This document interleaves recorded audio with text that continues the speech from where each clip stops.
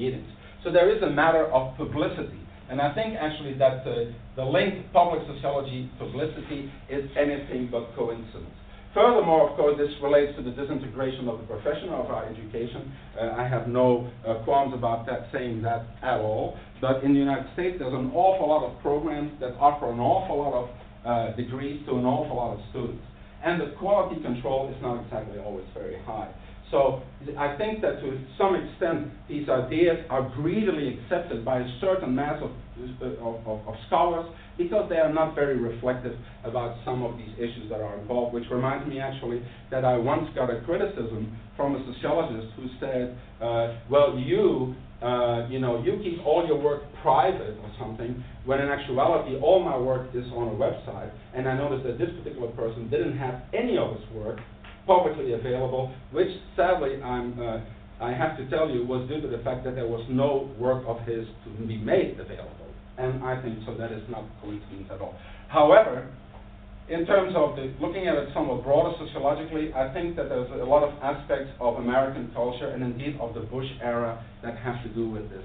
And I think actually that to some extent at least, the popularity of public sociology in the United States has to do with the fact that American culture has taken an extreme turn to the right, not only since Bush, but particularly since the war in Iraq, which is true. I mean, which is, from my point of view, is true. I mean, I've had to live with it too.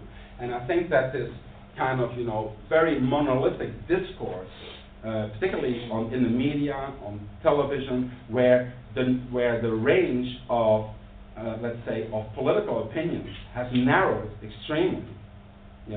There was only so much you could talk about at the height of 2003, 2004, and even the 2006, 2007, when there was some talk about civil war in Iraq. That as a counter-reaction against it, as a reaction against it, you have this turn to the left within sociology, within a more critical approach to society. However, what I have argued before, and this is something I wrote later, and what I said at a meeting, and this aroused a lot of concerns apparently, but what I said at the meeting and what I wrote here was that this anti-Iraq war resolution did not save a single life in Iraq.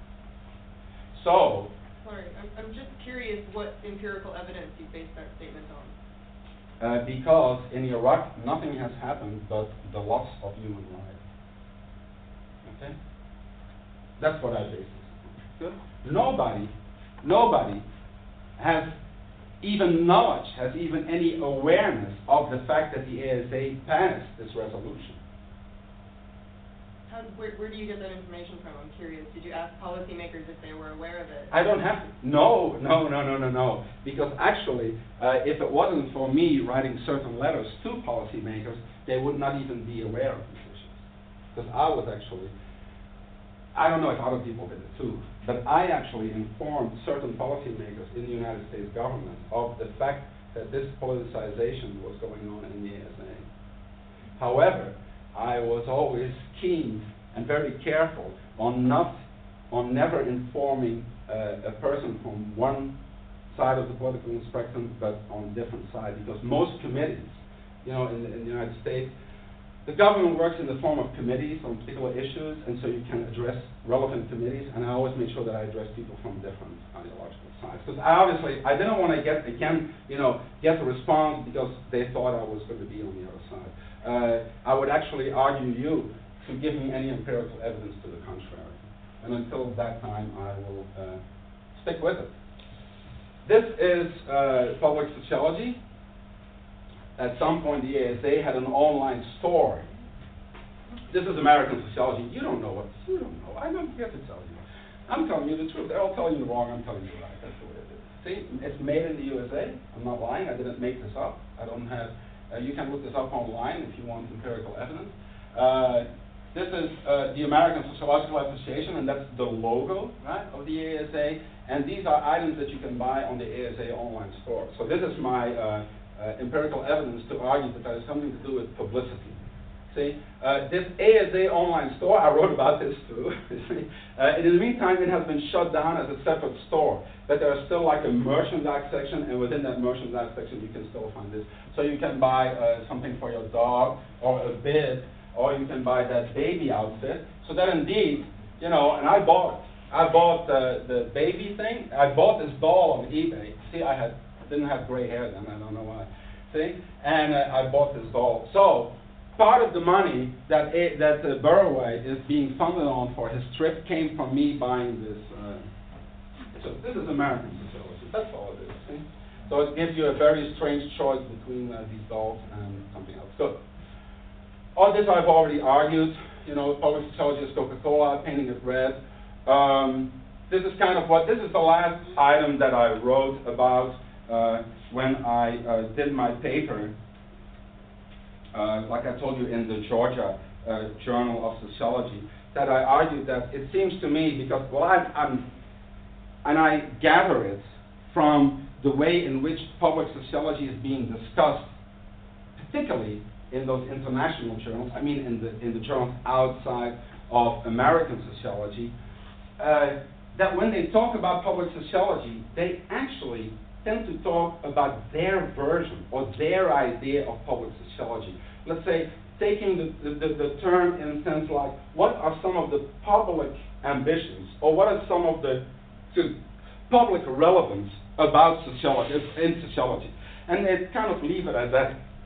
And that's why I argue that there is no real debate about this kind of public sociology, this version of public sociology that came from the United States, and that it is rather, you know, for me, very happily being consumed and accepted, and let's all join in on this.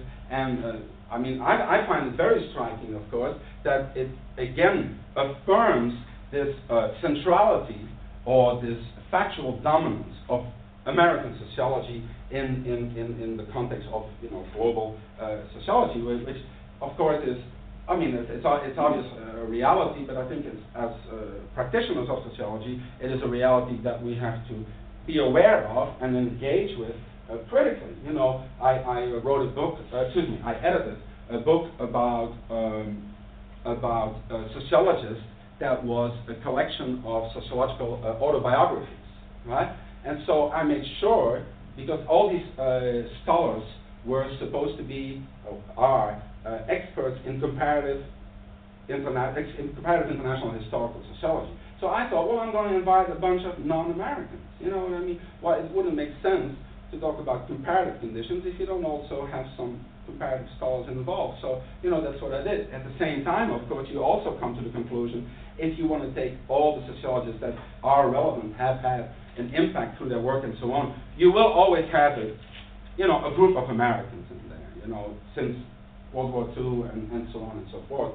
Nonetheless, I think it is, I mean, it's really striking, this uncritical reception of this public sociology wind from the United States, and he's on this whirlwind tour, and, you know, let's all talk about it, let's all take it in, and then actually not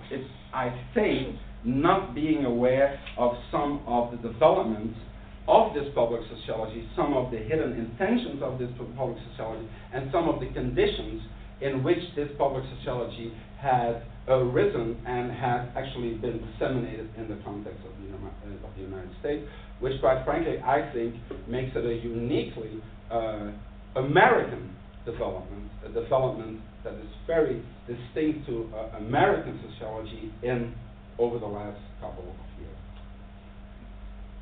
Very good. All right, well.